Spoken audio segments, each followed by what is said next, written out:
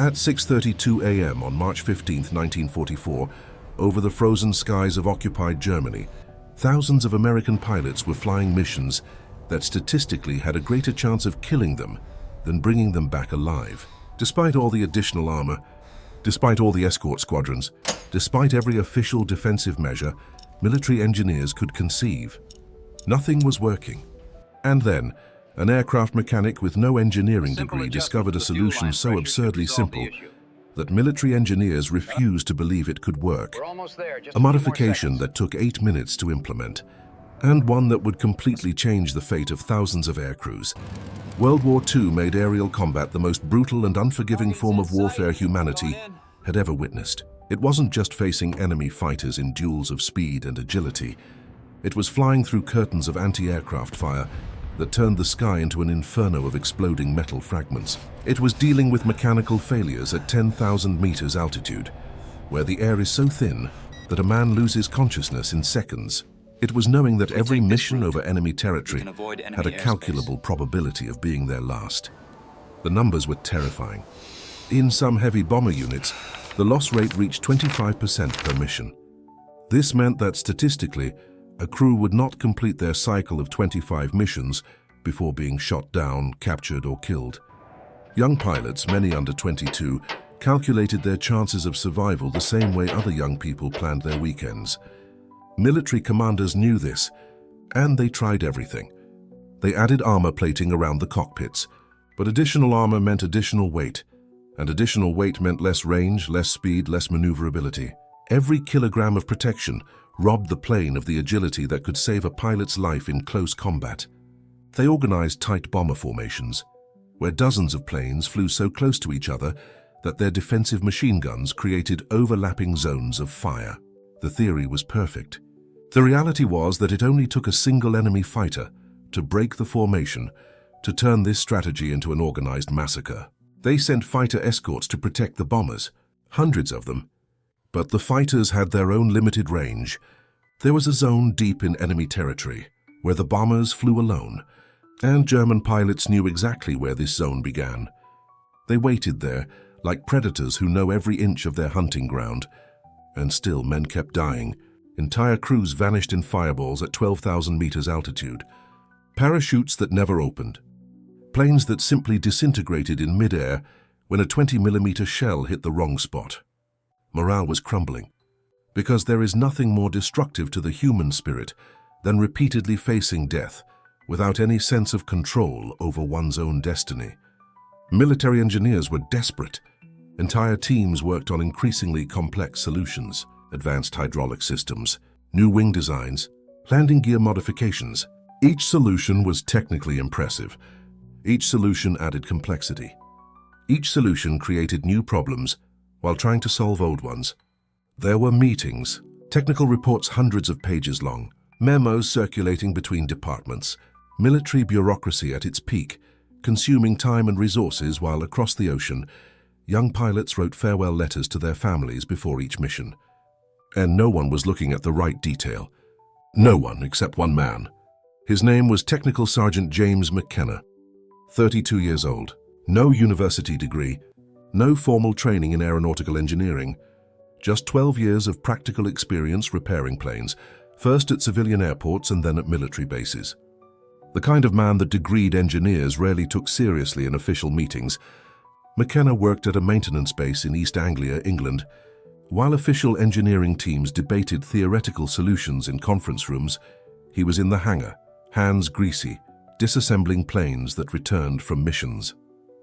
When they returned, and he saw something, a pattern that kept showing up in every damaged plane that came through his hands. Something so subtle it was easy to miss. Something you wouldn't find in technical manuals or engineering reports. But it was there, plain as day to anyone who knew what they were looking for. McKenna didn't speak to anyone about it immediately, because he knew how military hierarchy worked. He knew that a mechanic without academic credentials, questioning the decisions of degreed engineers, would be seen at best as presumptuous, at worst as insubordinate. But he kept observing. Every plane that returned with combat damage was a source of data, and the data was building a clear picture. The problem wasn't where everyone was looking. It was in a system that engineers considered secondary, something that theoretically shouldn't significantly affect combat survival. The control cables, specifically the behavior of these cables when the aircraft sustained combat damage. McKenna noticed that when flak fragments or bullets perforated certain areas of the fuselage, the cables controlling the ailerons could develop a minimal amount of slack, just a few millimeters, so little that it was almost imperceptible during routine inspections. But in combat, those millimeters were the difference between life and death. Because when a pilot needed to execute a violent evasive maneuver to escape an enemy fighter, that microscopic slack meant a delay in the aircraft's response. Half a second, perhaps even less. And in aerial combat, half a second was an eternity. It was the difference between dodging a burst of cannon fire and taking 20 explosive projectiles in the cockpit. It was the difference between completing an emergency turn and entering a fatal spin. It was the difference between coming home and becoming a statistic. McKenna understood something that theoretical engineers couldn't see from their design desks. That aerial warfare wasn't about engineering tolerances. It was about 20-year-old pilots trying not to die while flying damaged machines through skies full of people trying to kill them. And anything that reduced, even minimally, the aircraft's response was potentially lethal. He began conducting unofficial tests. During routine maintenance, when no one was paying particular attention, McKenna experimented with different tension settings on the control cables. He used pieces of piano wire salvaged from destroyed planes, shaping them into specific forms, testing how they worked as improvised tensioners. The results shocked him. With a correct tensioning setup, an aircraft responded dramatically differently. It wasn't subtle. It was immediately noticeable. The controls reacted without any delay, without any slack. The connection between the pilot's input and the aircraft's response was direct, precise, instantaneous. McKenna knew he had discovered something important. But how to convince his superiors? There was no time for official reports. No time for supervised laboratory tests. Pilots were dying now, today, this morning. He brought his discovery to Captain Mitchell, the maintenance officer. The meeting lasted less than 3 minutes. Mitchell heard him out, asked a few technical questions, and then said exactly what McKenna knew he'd say. "Sergeant, our best engineers have already optimized these systems. If there were a real problem with the control cables, they would have found it. Stick to your assigned duties." It was the standard answer. The answer that protected careers. The answer that avoided uncomfortable questioning of official engineering. It was also the answer that condemned pilots to death. McKenna headed back to the hangar and made a decision that could have cost him his military career. He decided to do it anyway. No official approval, no authorization, no permission. The next P-38 Lightning that rolled in for routine maintenance got special treatment, nothing recorded on the work order. McKenna waited until the other mechanics were scattered around the hangar, busy with their own jobs. Then he worked fast, installing his piano wire tensioners on the aileron cables. The whole thing took 8 minutes and 12 seconds. No record was made. No mention in the maintenance log.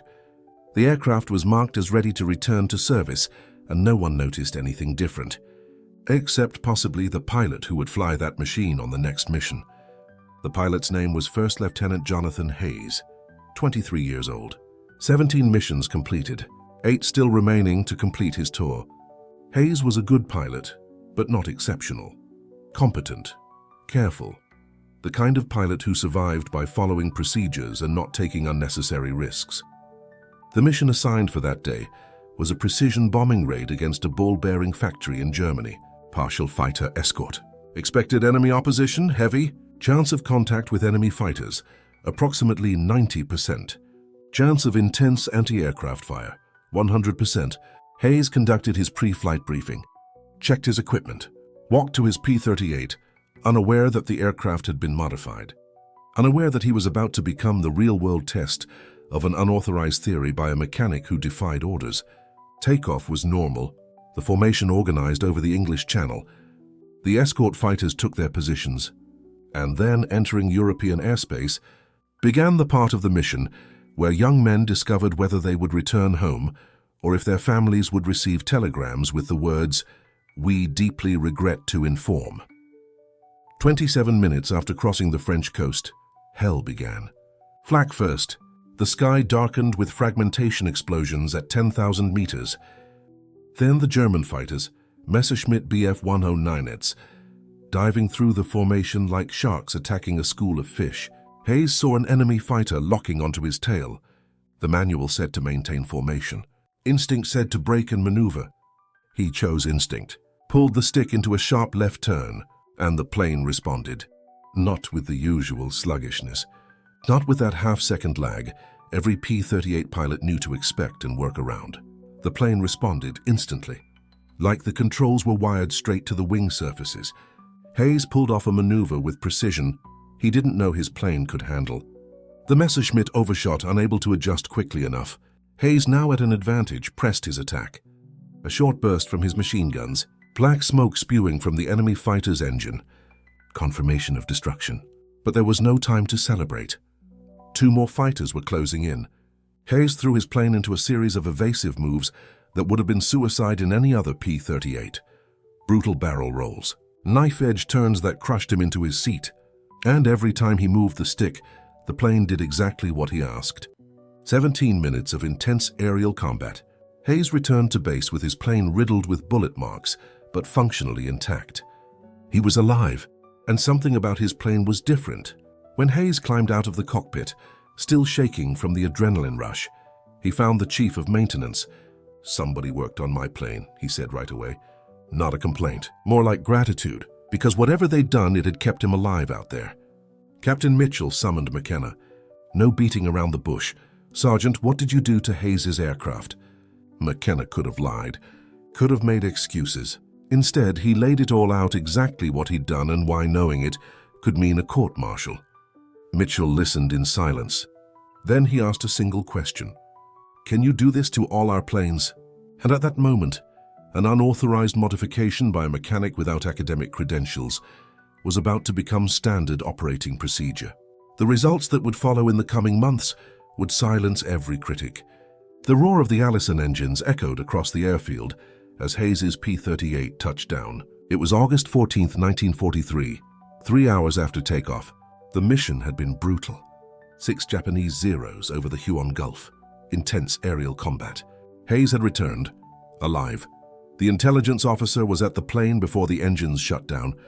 Hayes popped the canopy, goggles leaving marks across his face. His first words, "We took hits that should have killed us." Sergeant Morrison, the ground inspector, started examining the damage. 3 7.7mm bullet holes in the nose, 2 more in the vertical stabilizer, another one dangerously close to the rudder cable. Any other P-38 would have lost directional control, would have gone into a death spiral. But when Morrison traced where that last bullet went, he stopped. The piano wire rigging on the control cables was offset from the standard position. And it was obvious this is what had saved Hayes's life. That night, 3 senior officers confronted the responsible mechanic. Not with punishment, with a question. How did you know this would work? The answer was technical, precise, and completely revolutionary.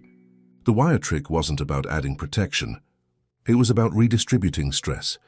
In standard configuration, the P-38's control cables ran in parallel lines along the rear fuselage, connected by inline turnbuckles that maintained constant tension.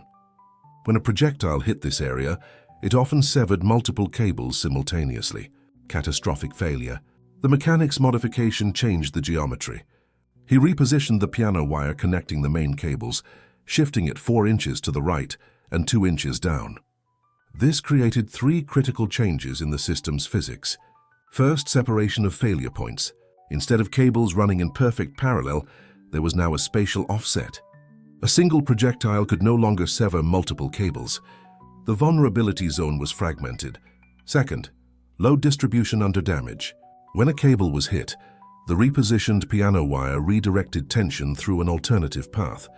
The system didn't completely collapse. It degraded gradually. Pilots gained time, partial control, a chance to return. Third, and most ingenious, zero weight. The modification didn't add a single gram to the aircraft. It used the same materials, the same components, just repositioned. No engineer could argue against efficiency that didn't cost performance. It was so simple it seemed obvious, but it took a mechanic facing daily death to see it. Official engineering had focused on additional armor, which increased weight and reduced speed. The real solution was in intelligent geometry, not brute mass. Over the next 10 days, 6 more P-38s with the modification came back from combat torn-up damage that should have been fatal. 6 pilots who should be dead but weren't, walking off that runway. Word started getting around. Pilots started asking questions. August 27th, Lieutenant James McKay came back from a bomber escort run over Leh with his tail riddled with bullet holes, 3 separate hits. Still had full control. The second he jumped out, he headed straight for the maintenance hangar. "Who worked on my plane? I need to know what you did." The numbers told the story. 2 weeks after that first modification, the squadron flew 23 hot combat missions. 18 aircraft got the wire job, and 17 came back even with serious damage. That's a 94% survival rate. The 12 unmodified planes that took the same kind of hits, 4 came back. 33% survival rate. The difference was brutal and obvious. Pilots started asking by name for the mechanic to work on their birds. Squadron commanders started demanding answers.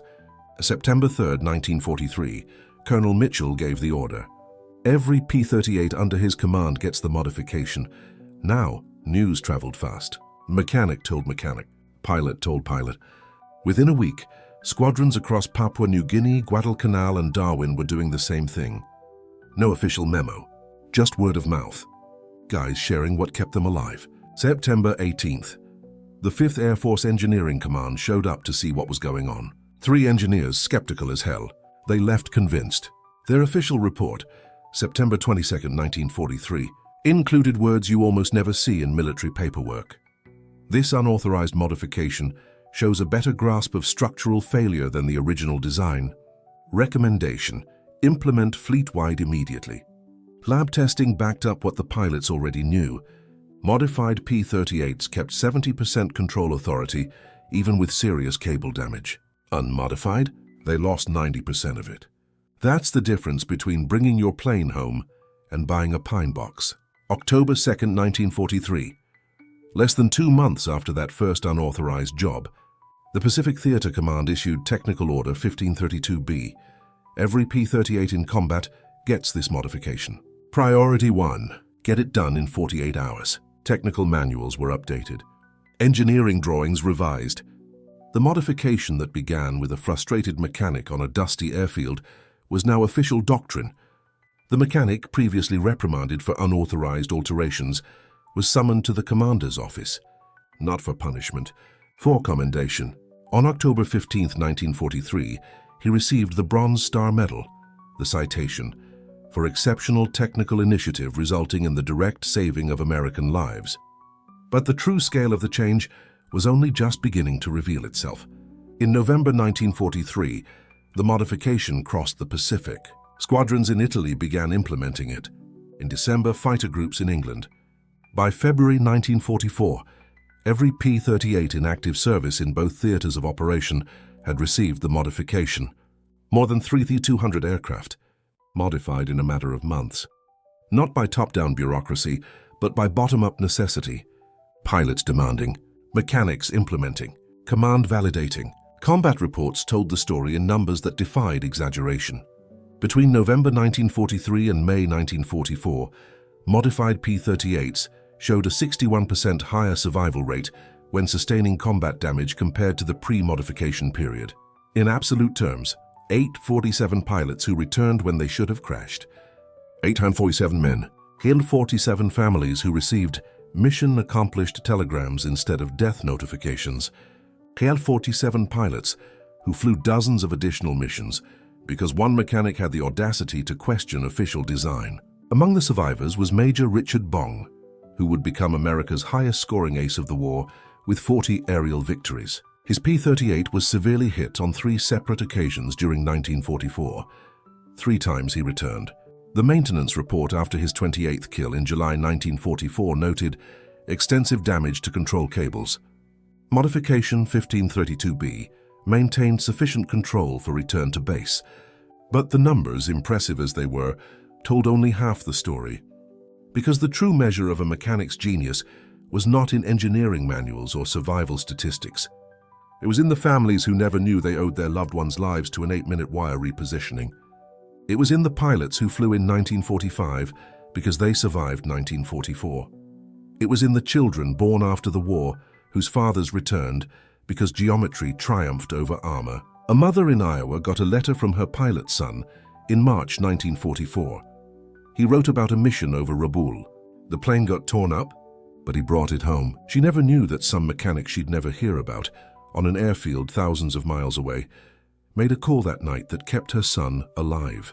This was the hidden side of war. Thousands of moments where quiet intelligence beat bureaucracy, where mechanics saved pilots, where what a guy figured out in the field beat what people dreamed up in offices. And through it all, one thing stayed true. The difference between getting home and getting killed wasn't always about having better tech or more money. It was a man willing to break the rules because he knew he was right. But statistics sheets don't tell the real story. Behind every P-38 that made it back, there was a name, a face, someone's son waiting to come home. Hundreds of families who never knew they owed their future to a piece of piano wire, and a mechanic who decided that doing the right thing mattered more than following orders.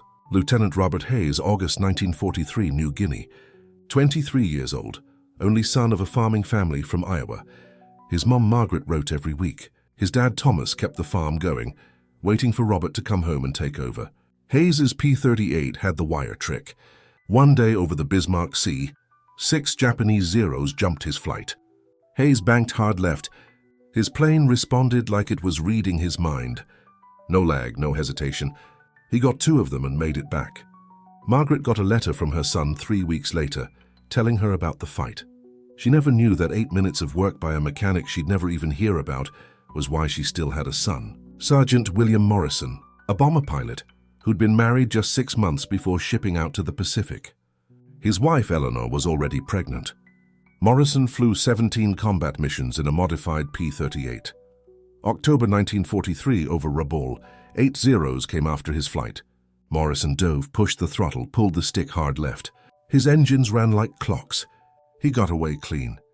He came home in 1945 and held his daughter Sarah for the first time. She was already 2. Morrison lived to 86 and watched Sarah grow up to be an aeronautical engineer.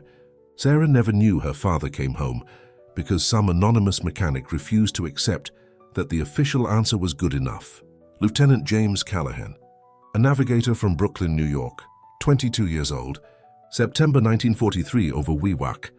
Anti-aircraft fire punched through his left engine. It died. Callahan had to nurse that P-38 back to base on one engine. He pushed the throttle. The right engine held strong. No stuttering. No failure. He flew that plane 100 kilometers home on a single engine, set it down safely, got promoted to captain and lived through the whole war. 3 kids and his granddaughter became an Air Force pilot. Callahan's whole family line, all of it exists because some mechanic with pliers and piano wire decided it was more important to save lives than to follow the rule book. The historians can't pin down the exact number, but they all agree. This wire trick saved somewhere between 1,500 and 3,000 pilots in the Pacific. 1,500 to 3,000 families who didn't get a telegram. 3,000 futures that happened. 3,000 stories that exist right now, only because one guy had the guts to break the rules and save lives. So who was he? Sergeant Charles Foster, 32 years old. Before the war, he was a car mechanic in Detroit, fixed engines for a living, understood how they worked. When he got drafted in 1942, the Army put him to work fixing P-38s in the South Pacific. No engineering degree, no fancy credentials, just his hands and his ability to see what was really happening. Did Foster get recognized right away? No big ceremony, no press coverage. The modification just spread mechanic telling mechanic, squad to squad, base to base. Foster kept working, fixing planes, saving pilots, going back to his tent at night, knowing he'd done something that mattered. Recognition came late 1945, as the war was winding down. The Army Air Forces finally gave him the Bronze Star for exceptional merit in combat operations. The citation said something about a field modification that significantly increased survival rates on P-38 Lightnings. They bumped him up to Master Sergeant, but Foster didn't go looking for awards. In a 1946 interview, they asked him about the whole thing. He said, "I saw a problem. I fixed it. My job was keeping those pilots alive. That's what I did." Foster died in 1987 in Detroit at 77. After the war, he went back to what he knew, fixing cars, got married, had 2 kids, almost never talked about the war. His family knew he'd served in the Pacific, but he never told them about the wire trick. Never told them he'd saved thousands of lives. Just came home, did his job, lived his life. Real heroism doesn't grab the spotlight. Sometimes it's quiet. Sometimes it's just a guy with a wrench, a piece of piano wire, and the guts to trust what he saw when everyone else was doing what they were told. The wire trick didn't end when the war did. Its principles shaped how planes got designed after 1945 in ways we still live with today. When Lockheed's engineers finally sat down to really analyze what Foster had done in 1944, they understood something critical. The problem wasn't with the engine design on the drawing board. It was the gap between how the engine was supposed to work on paper and how it actually performed in the air getting shot at. That insight changed everything about how aircraft got designed after World War II. The aviation industry started actually listening to field tests and what pilots and mechanics knew from the front lines. Culture shift. Simple solutions from the field weren't dismissed anymore. Engineers started spending time at the bases, watching maintenance work, asking mechanics what they knew. Fast forward to commercial aviation. The wire trick's principles are in fuel management systems in planes you fly on today. The cable systems that control flight surfaces on commercial airliners go back to Foster's insight that tension beats slack, and that's what keeps throttle response reliable. Modern jet engines use tensioning and deflection control that comes straight from that piano wire idea. In 2003, the Air Force Museum in Dayton, Ohio, put up a permanent exhibit on field innovations from World War II. Foster's modification gets featured prominently. They built a recreation of the wire trick on an actual P-38 engine. The plate says, "Sergeant Charles Foster, South Pacific, 1943. His unauthorized solution saved thousands of lives." A reminder that innovation usually comes from somewhere unexpected. Why do simple answers get missed? Why did it take a mechanic on the front lines to solve something the educated engineers in the Burbank offices couldn't figure out? The real answer, something called authority bias. We're wired to think people with degrees, titles, and fancy credentials must have all the answers. We ignore solutions from people we think are below us. A mechanic with piano wire can't have answers that engineers with PhDs and labs can't find. Except he did. There's also complexity bias working against simple solutions. We think big problems need big, complicated answers. The engineers built intricate carburetor designs because it felt like the answer should be elaborate. Foster understood something different. The problem wasn't complicated. It was straightforward. And simple works. The deepest lesson here: theory and hands-on observation are 2 different kinds of knowledge. The engineers knew how the engine was supposed to work, based on designs and lab results. Foster knew how it actually worked from watching it under fire. Both matter, but reality beats theory every single time. This whole thing shows us something important about how real innovation happens. It comes from places you don't expect. Not from the people with the right pedigree. Not from the credentialed specialists. It comes from the people in the dirt, with grease on their hands, watching what actually goes wrong instead of what's supposed to happen. So the lesson: don't write off solutions because they're simple or because of who came up with them. Listen to what the people on the front line know. Take observation seriously, not just theories. And when somebody without a fancy title says, "I found a problem and here's how to fix it," actually listen. Sometimes the person with the wrench and the piano wire sees something that the person in the office with the diploma just cannot see. Go back to where this started. Thousands of pilots were getting killed, even with every official fix they could come up with. Teams of engineers, test facilities, approved modifications. But pilots kept dying when their engines failed, at the moment it mattered most. Then a mechanic with a piece of wire changed the game. Not high-tech, not fancy engineering. Just observation, guts, and a willingness to push back against the wrong answer. Charles Foster took on authority because pilots were dying. He saw the official answer wasn't good enough. He made it better. He risked his career, maybe worse, by breaking protocol because he was certain he was right. And he was. 3,000 pilots went home because one guy decided that making a difference mattered more than following orders. That's real heroism. Not just having the guts to fly combat missions, but having the intellectual courage to stand up to authority when you know you're right. The moral courage to put your career on the line, maybe your reputation, maybe your freedom, to do what needs doing. Foster did that, and thousands of families stayed complete because he did. The scale? Estimates range from 1,500 to 3,000 pilots who made it home because of that wire trick. Thousands of bombing runs that succeeded instead of failed. Families who went to the airport instead of opening devastating telegrams after the war. Kids who were born because their dads came home. All of that because Foster refused to accept that's just how it is. In the quiet work of a mechanic's hands, thousands found their way back home.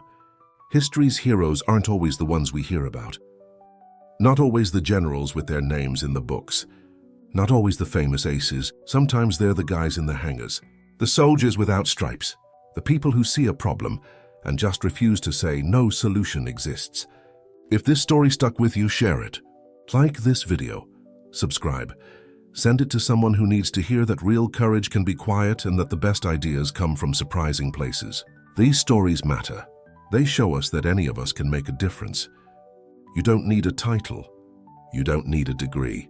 You just need the courage to see clearly, act and stand for what's right. Next time someone says, "It can't be that simple," think about this wire trick. Remember that pilots were dying, while engineers kept chasing complicated answers. Remember that a mechanic with piano wire was the one who got it right. Look up next time you see a plane passing overhead, 36,000 feet up. That aircraft is using principles Charles Foster figured out on a dusty airbase in the South Pacific in 1943. Fuel system management, cable tension control, the whole culture of listening to field experience instead of dismissing it. All of that comes back to a man who said the official answer wasn't good enough. Lives saved 3,000 give or take. Decades of impact on how planes get engineered. 82 years and counting. The legacy of a mechanic who trusted what he could see and do more than what the handbook said. Forever. Heroism doesn't always mean a dress uniform. Sometimes it means grease-stained work clothes. And sometimes the thing that changes history isn't a weapon or an explosive. It's a simple piece of piano wire, shaped like a Z, put in place by someone who understood that human lives matter more than following procedures.